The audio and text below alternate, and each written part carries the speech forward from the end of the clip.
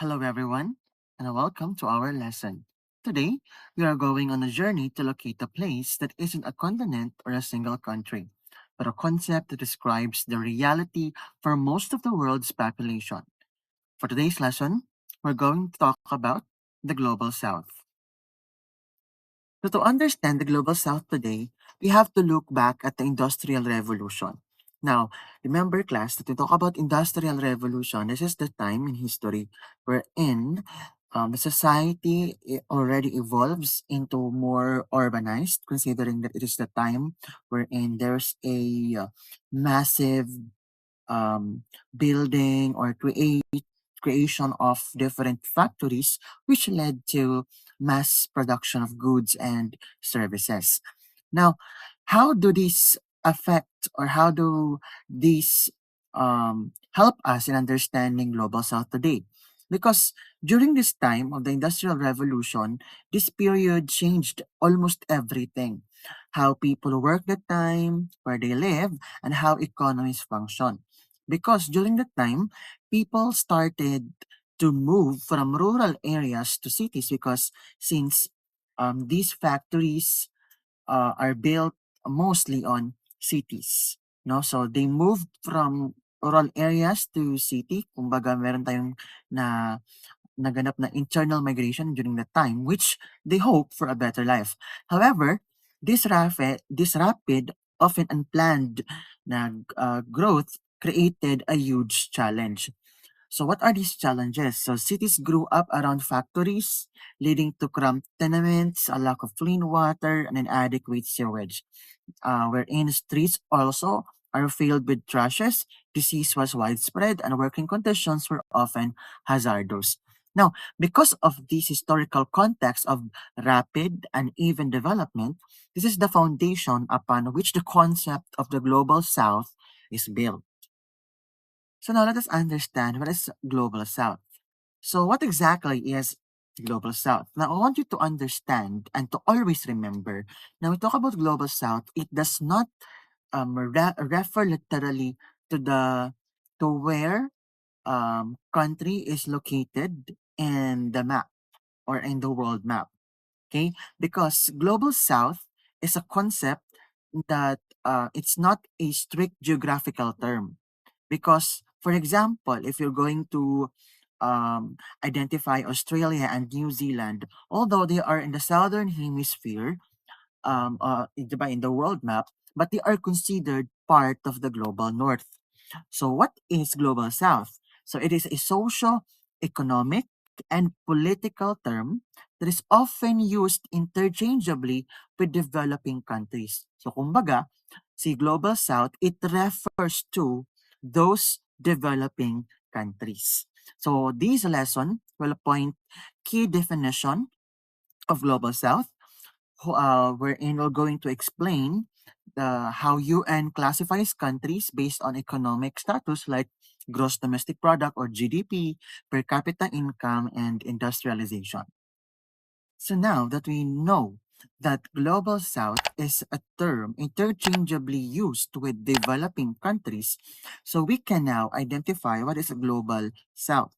So talk about Global South, this generally refers to nations with the first, lower level of industrialization, second, lower human development index or HDI, third, a history of colonialism and struggles with its aftermath, and lastly, economic and political power imbalances on the global stage. The first characteristic is lower levels of industrialization. Now, we talk about the Industrial Revolution, we're talking about the shift from farming to factories, from making things by hand to making them with machines. Now, we talk about developed countries like the global north, which is the opposite of global south. They already went through this process centuries ago, meaning they have already matured in terms of their use with factories and they are already technologically driven economies. Now, since the first characteristic of a global south is lower levels of industrialization, so this process is just the opposite of what I have said a while ago. So this process is either meaning this country in the global south is still under early stages, or perhaps they have taken a different path. So perhaps their economies often rely more on agriculture or the extraction of raw materials, for example, mining copper or harvesting bananas, rather than manufacturing high-tech goods.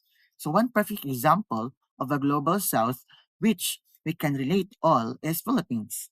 Diba? Since our country can we can use our country as a country which have a lower level of industrialization. 'Di ba? Kasi we are still in a time, or our economy focused more still on extraction of raw materials, no, instead of manufacturing high-tech na mga goods and services.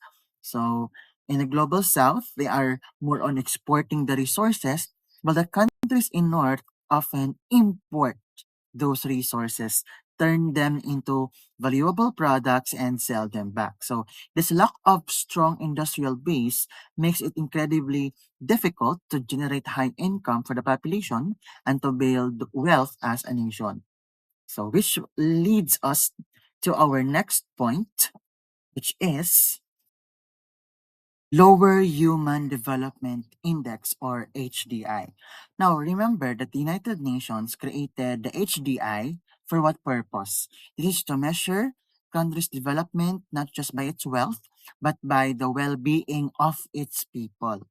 So it's a score based on three things: health, education, and standard of living. Again, talk about Human Development Index. This is a measure created by United Nations to measure not just the wealth of a country for it to be called a developed country, but they also created another index on measuring the human development, especially in the aspects of health, education, and standard of living. So a low HDI tells a powerful story because it means, like for example, in an aspect of health, in the global south, life expectancy is lower due to factors like high infant mortality rates, the spread of preventable diseases, and lack of access to clean water and adequate health care. Then we also have in education, where illiteracy rates are lower, which is we are really guilty. The Philippines is really guilty about this one, considering the results in PISA. Children may have to work to help support their families instead of going to school, which is also one of the problem, diba, in education sector here in the Philippines. Then we also have standard of living.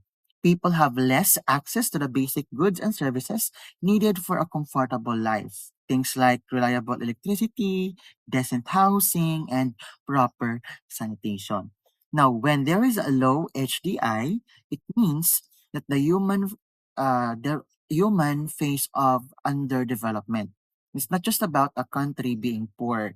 It's about the opportunities its people have to live long, informed, and comfortable. The third characteristic of Global South is a shared history of colonialism and its lingering aftermath. This is arguably the most important historical factor that leads countries to pagiging Global South, because vast majority of countries in the Global South were at some point colonies of European powers. Now, colonialism wasn't just about political control. It was an economic system designed to extract wealth from the colony to enrich the colonizers, diba? If you're going to remember the motives of Spain, diba, colonizing the Philippines through 3G: God, gold, and glory. So, of course, their primary reason why they come here in country is to spread Christianity. But aside from that, it's for gold, for them to be able to extract wealth from our country. So, ito din yung rason kung bakit um, naging biktima ng colonialism ang Pilipinas. Now, the problem is that even if our country, Philippines, or even if other countries that were colonized during those times, gained independence, they were left with economies built on extraction and not production, which uh, which faced monumental task of building stable nations with weak institutions and borders that didn't make sense. Now, the struggle of the global south today is because of this colonialism thing, political instability, debt, and economic dependency, which are often direct consequences of the colonial legacy. Now, let's proceed to the last characteristic, which is the economic and political power imbalances on the global stages.